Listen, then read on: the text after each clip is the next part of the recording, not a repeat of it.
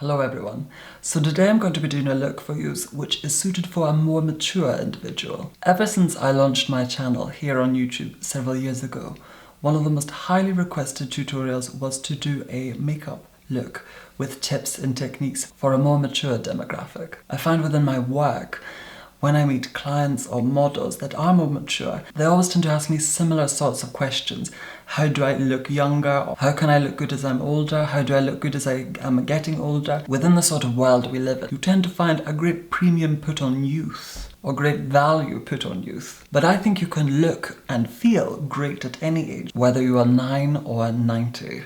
My grandmother is in her 90s, almost 100, and she dresses fantastically and she looks great. In many ways, because there is such premium put on youth and youthfulness, and certainly visual youthfulness, I think there is great disregard for growth and growing. And it is my belief that you can look great no matter who you are, no matter what you are, at any age. I definitely think that everyone has the capacity to refine themselves and enhance themselves. With that said, I have a really gorgeous model today and a very special guest, and her name is Joy Everley, and she is a jewellery designer based here in London. Her store is actually just around the corner from the Mac Pro Cosmetics store, and I would thoroughly recommend you check out her work and her store. It's absolutely beautiful. The applicable links to her website and brand shall be in the description of this film. I created a look for you today that is quite neutral but very enhancing, very refined. I didn't want to do something that was necessarily pared down and everyday. I wanted to do something with a little bit more kick to it and a little bit more glam. For you, I hope it can be helpful and useful. I hope you enjoy the look. I began by applying Estee Lauder's DayWear SPF 50 liberally to the skin, the neck and the décolletage. This provides us with protection against the sun. Then I am applying MAC Face and Body in the shade N2 quite liberally to the skin with a foundation brush, concentrating in the center of the face. As this foundation has a very thin formula, you can really build it up in layers and even out the skin tone. And thinner formulations definitely tend to be more flattering upon the skin.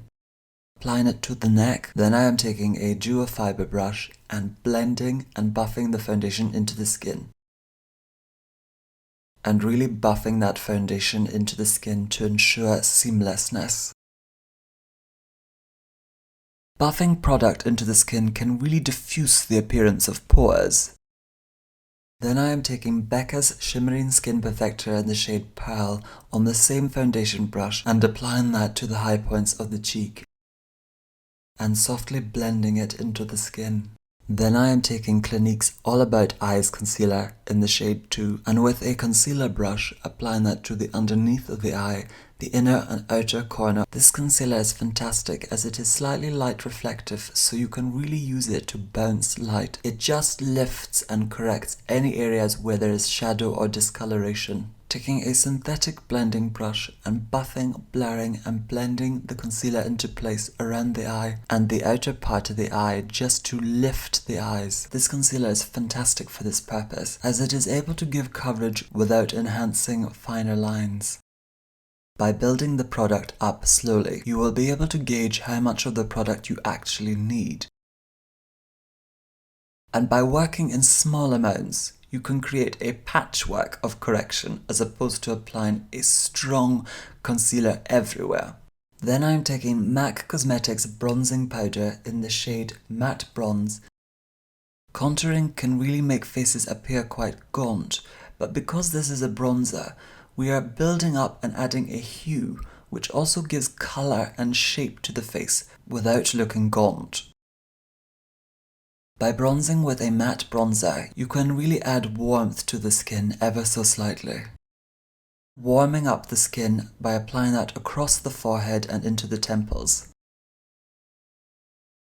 And softening any edges with our buffing brush. Then I am applying Urban Decay's Primer Potion very lightly to the eyes, in a very sheer amount to the eyes, just so that we have a slight base for our eyeshadow. Then I am taking MAC Cosmetics eyeshadow in the shade Omega on an angled brush and applying that to the eyebrows just to fill them in to give them more shape and definition.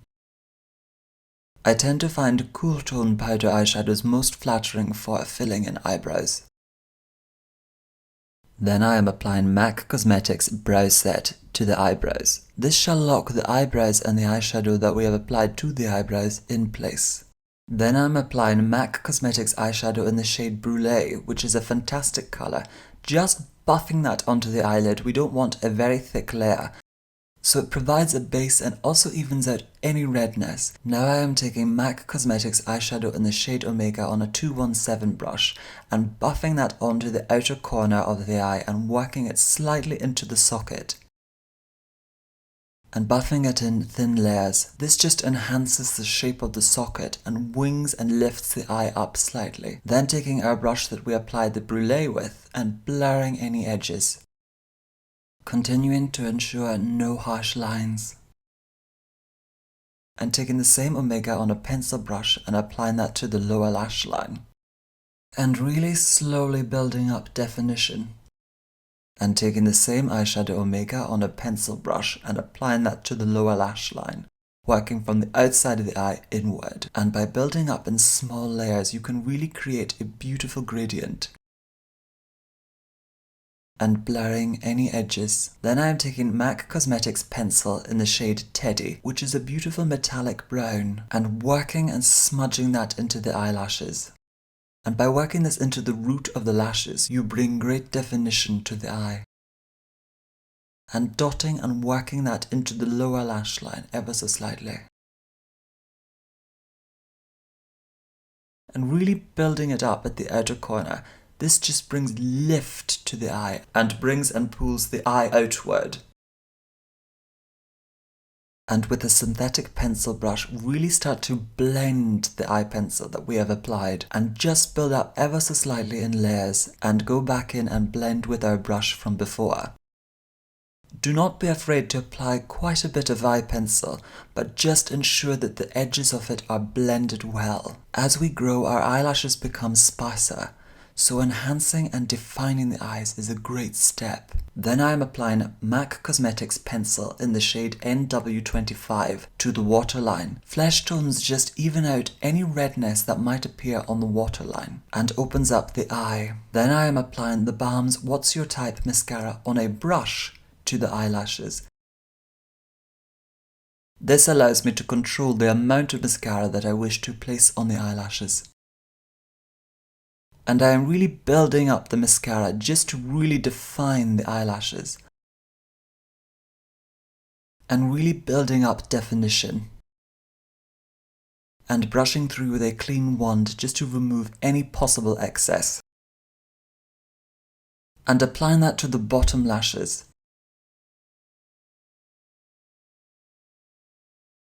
And going back in with our foundation buffing brush just to freshen up the look. Then I am taking Carmex lip balm on a cotton bud and really rolling that into the lip. This is a fantastic step for moisturizing the lip and preparing them for lipstick. It also removes any potential dead skin that is on the lips. Then I am applying Charlotte Tilbury's lip pencil in the shade Pink Venus. Overlining the lips ever so slightly but ensuring that we have no harsh line, bringing additional definition to the lips. Then I am applying a thin layer of MAC Cosmetics Jubilee lipstick and really working it into the lips. And taking Illamasqua's cream blusher in the shade Libido on a duofiber brush and working that into the cheek. Cream blushes are a fantastic alternative to powder blushes, as they allow you to build up as much colour or as little as you like. Cream blushes tend to look a lot more forgiving and natural upon the skin. Then I am applying a tiny amount of the Balm's Manizer powder highlighter to the skin, just a very sheer amount, just to add an additional but very small amount of glow. Then I am applying Laura Mercier's Invisible Pressed Setting Powder in the shade Universal. This powder is fantastic as it is incredibly fine, so you can apply quite a great amount of it without it settling into any finer lines.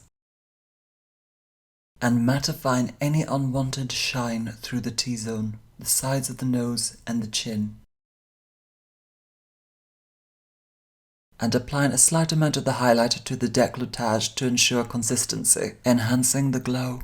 So that more or less completes the look. It is very soft, yet there is definition. I hope you have found this either useful, interesting or helpful. And once again, thank you so much for watching. And of course, Take care. Bye-bye. Thank you.